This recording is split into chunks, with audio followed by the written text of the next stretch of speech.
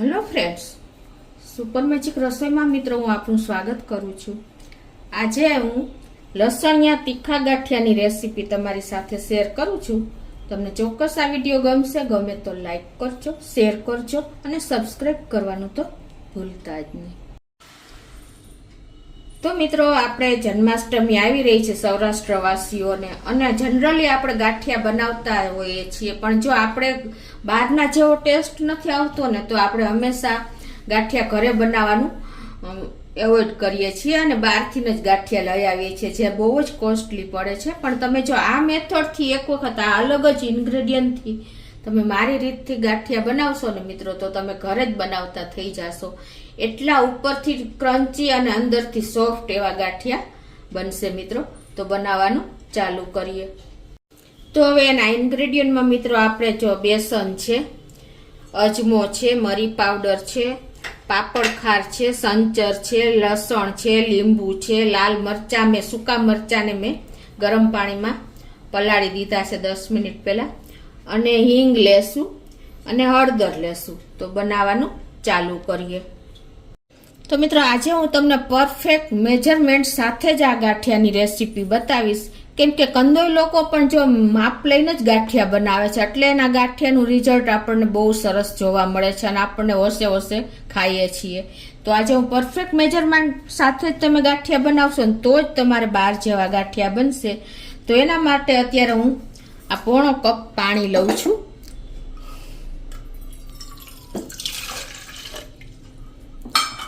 અને એમાં આપણે 2 ટેબલ સ્પૂન જેવું તેલ ઉમેરી દેશું, અને એમાં આપણે પોણી ચમચી જેવો આપણે પાપડ ખાર નાખશું। મિત્રો, પાપડ ખારના હિસાબે છે ને રિઝલ્ટ બહુ સરસ બહાર જેવું જ મળે છે। તમે ગાંઠિયામાં પાપડ ખાર ઉપયોગ કરશો ને તો સરસ આવે છે એનું રિઝલ્ટ, પણ જો તમારે પાપડ ખાર ન હોય તો તમે બેકિંગ સોડા પણ ઉપયોગ કરી શકો છો। હવે આને આપણે બ્લેન્ડર મારી દેશું, એટલે એકદમ ફ્લફી આપણું બેટર તૈયાર થઈ જાય છે વ્હાઈટ કલરનું। આ રીતે જો આપણે બ્લેન્ડ કર્યું ને પાણી તેલને, એટલે આવું એકદમ સફેદ કલરનું આપણું લિક્વિડ તૈયાર થઈ ગયું છે। અને હવે આને આપણે સાઈડ ઉપર રાખી દેશું, અને આપણે જે લસણ લીધું છે ને, એ લસણની કળી મેં 10 થી 12 કળી લસણ છે, એની આપણે ફાઇન પેસ્ટ તૈયાર કરી લેશું। આપણે પેસ્ટ કરી છે। હવે મેં છે ને મિત્રો 3 મરચા સૂકા કાશ્મીરી મરચા છે, એટલે કલર આવશે અને મીડિયમ એવી તીખાશ આવશે। તો અત્યારે મેં 10 મિનિટ પહેલા ગરમ પાણીમાં પલાળી દીધા હતા, એટલે એકદમ જો સોફ્ટ થઈ ગયા છે।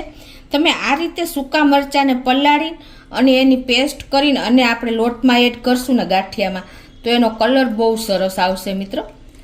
એટલે તમે જે બને ત્યાં સુધી જો આ રીતે તમે લાલ મરચું સૂકું નાખીએ છીએ ને તો એનો કલર બળી જાય છે, પણ તમે આ રીતે મરચાને પલાળી અને એનો લોટ બાંધશો ને તો બહુ મસ્ત કલર આવશે। તો હવે આને આપણે એક પેસ્ટ બનાવી લઈ લસણ સાથે જ, અને એકદમ ફાઇન પેસ્ટ કરવા માટે આપણે 2 ચમચી જેવું પાણી એડ કરી દેશું। હવે જો આપણે પેસ્ટ મરચાં નાખીને તો કરી લીધી છે, પણ કાશ્મીરી મરચાં છે એટલે એટલી તીખાશ નહીં આવે, લસણની તીખાશ આવશે। તો આપણે 1 ચમચી જેવું હજી કાશ્મીરી લાલ મરચું નાખી દેશું। કલર આપણે આંખને ગમશે ને તો જ આપણને ખાવાની ઈચ્છા થશે। તો હજી આને આપણે એક બ્લેન્ડ કરી લઈએ।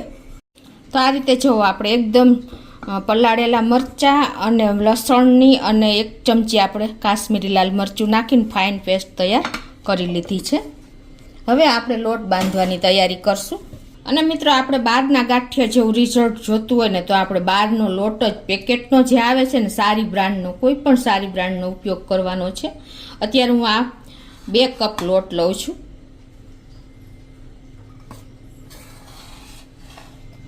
તો હવે આપણે પહેલાં તો મીઠું એડ કરી દઈશું। તો આપણે પાપડ ખારનો ઉપયોગ કર્યો છે, એટલે પાપડ ખાર ખારો જ હોય છે। તો અત્યારે હું પોણી ટીસ્પૂન જેવું મીઠું નાખું છું, 1 ટીસ્પૂન જેવો અજમો હાથેથી મસળીને નાખી દેશું, અને 1/2 ટીસ્પૂન જેવો આપણે સંચર પાવડર નાખશું, એનાથી ગાંઠિયામાં ટેસ્ટ બહુ સરસ આવે છે। અને 1/2 ટીસ્પૂન જેવો સેજ મરી પાવડર નાખશું, એટલે એકદમ સરસ આપણને એટ્રેક્ટિવ ગાંઠિયા લાગશે। અને 1/4 ટીસ્પૂન જેવી હિંગ નાખી દેશું. હિંગને હિસાબે આપણે ગાંઠિયા પાચનમાં સરખું પડે છે. અને અડધી ટીસ્પૂન જેવું આપણે હળદર પાવડર નાખી દેશું. મિત્રો ઘણા એમ કહે છે કે હળદર પાવડર ન નખાય. જો તમે સોડા કોરા એડ કર્યા હોય ને તો તમે હળદર પાવડર ન નાખો, પણ આ રીતે નાખશો ને તો કલર સરસ આવશે ગાંઠિયાનો. અને હવે આ બધું આપણે મસાલા પહેલાં તો મિક્સ કરી લેશું. અને અડધા લીંબુનો આપણે રસ નાખી દેશું. એકદમ તીખા, ચટપટા અને ટેસ્ટી એવા આપણા ગાંઠિયા તૈયાર થશે. અને હવે જે આપણે આ પેસ્ટ કરી છે ને એ પેસ્ટ એડ કરી દેશું બધી. તો આ રીતે આપણે પેસ્ટ મિક્સ કરી દેશું. અને હવે આ બધું આપણે સરસ મિક્સ કરી લેશું પેસ્ટને પણ. મિત્રો હંમેશા લોટ ચાળીને જ લેવાનો. મેં આ ચાળેલો લોટ જ હતો મારે. અને હવે આપણે આ જે પાણી આપણે મિક્સ કર્યું છે ને તેલ પાણી, એ આપણે આમાં એડ કરી અને લોટ તૈયાર કરી લેશું. એકી સાથે પાણી નહીં નાખવાનું, થોડું થોડું નાખીને આપણે લોટને બાંધી લેશું.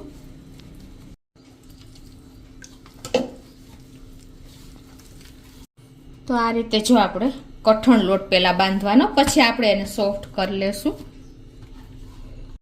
તો હવે જો મિત્રો આપણે લોટ બાંધી લીધો છે. હવે આને આપણે આ રીતે મસરી લેવાનો છે, એટલે એકદમ સરસ આપણો લોટ સોફ્ટ થઈ જશે.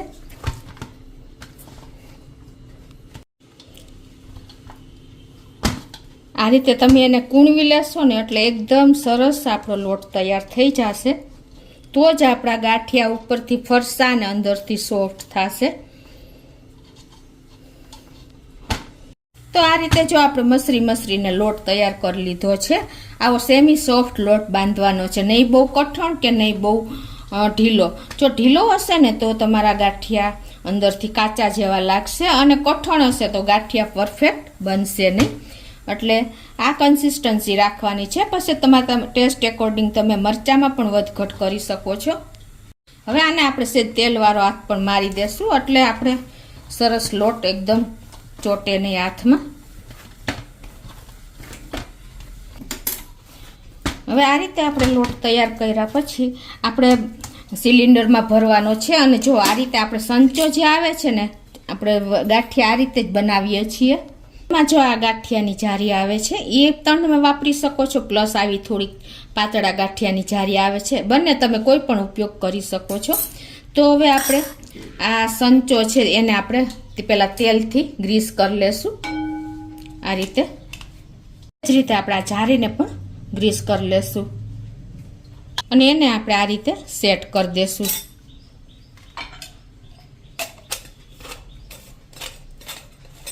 ઉપરથી પણ આ રીતે અંદર ગ્રીસ કરી દેશું, એટલે ક્યાંય પણ લોટ ચોટે નહીં. અને મિત્રો હવે છે ને આપણે આ જે લોટ તૈયાર કર્યો છે ને એને આપણે દર વખતે સિલિન્ડરમાં ગાંઠિયા બનાવીને ભરી છે ને તો આપણા હાથ બગડે છે. તો પહેલાં જ આપણે આ રીતના સિલિન્ડર તૈયાર કરી લેવાના, એટલે તમારે કોઈ પ્રોબ્લેમ નહીં આવે. ક્યારેય તમારા હાથ પણ નહીં બગડે અને ગાંઠિયા બનાવતી વખતે તમને ટાઈમ પણ નહીં લાગે. આપણે આ લોટને આમાં ભરી લેશું. જેટલો આપણે સિલિન્ડરમાં આવે એટલો આપણે એના અંદર સેટ કરી દઈશું, અને હવે બંધ કરી દઈશું. આ બાજુ આપણે તેલ પણ ગરમ કરવા મૂકી દીધું છે, અને આપણું તેલ પણ ગરમ થઈ ગયું છે. એ આવી રીતે જો ગોળી નાખીને એટલે તરત જ ઉપર આવી જાય ધીમે ધીમે એ રીતે. તો આપણું તેલ પરફેક્ટ ગરમ થઈ ગયું છે, જુઓ. તો હવે આપણે ગાંઠિયા બનાવી લેશું. આ રીતે આપણે થોડુંક ડિસ્ટન્સે આમ ઉપર રાખીને અને આ રીતે આપણે રાઈટ હેન્ડ લેફ્ટ હેન્ડ એટલે કે જમણીથી ડાબી બાજુ આપણે સંચો ફેરવતો જવાનો છે આ રીતે. અને જુઓ આપણે આ રીતે રાઉન્ડ રાઉન્ડ ફેરવતા જશું અને ગાંઠિયા તૈયાર કરી લેશું. અત્યારે ફૂલ બબલ્સ દેખાય છે, જુઓ. એટલે આપણા બબલ્સ થોડાક ઓછા થાય ને પછી આપણે ચેન્જ કરશું. તો હવે જો આપણે 2 મિનિટ જેવું થયું છે, અને હવે આપણે આને ટર્ન કરી લેશું.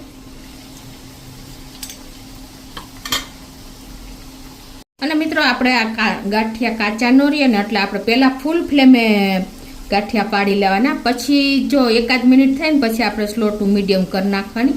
એટલે પરફેક્ટ આપણા ગાંઠિયા ક્રન્ચી બનશે. આપણા બિલકુલ બબલ્સ ઓછા થઈ ગયા છે, જુઓ તમને ખ્યાલ આવી જતો હશે.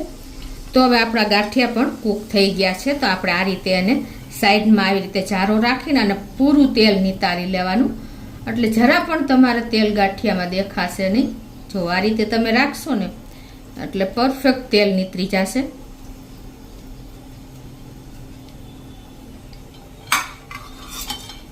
હવે મિત્રો આપણે બીજો રાઉન્ડ ચાલુ કરીએ ને એ પહેલા આપણે તેલ પરફેક્ટ ગરમ કરી લેવાનું છે, નહીતર શું થશે તમારા ગાંઠિયા તેલ પી જશે. એટલે આવી રીતે તમારે તેલ સરખું ગરમ થઈ જાય ને પછી જ તમારે આ રીતે રાઉન્ડ ફેરવતું જવાનું. પહેલાં ક્લોકવાઇઝ ફેરવતું જવાનું અને પછી તમારે ગાંઠિયા બંધ કરવા હોય ત્યારે તમારે એન્ટી ક્લોક કરી નાખવાનો જો સંચો, એટલે પરફેક્ટ તમારા ગાંઠિયા તૈયાર થશે. હવે આપણે આ રીતે જ બધા ગાંઠિયા બનાવી લેશું. મિત્રો જુઓ આપણા ગાંઠિયા પણ જો પરફેક્ટ તેલ ગરમ હશે ને તો કેટલા ફૂલે છે તમને ખ્યાલ આવી જતો હશે. જુઓ અત્યારે ગાંઠિયાનો સાઈઝ ડબલ થઈ ગઈ છે. તો આપણે જો આ બીજો રાઉન્ડ પણ તૈયાર થઈ ગયો છે. તો હવે આપણે આ રીતે જ બધા ગાંઠિયા તૈયાર કરી લેશું.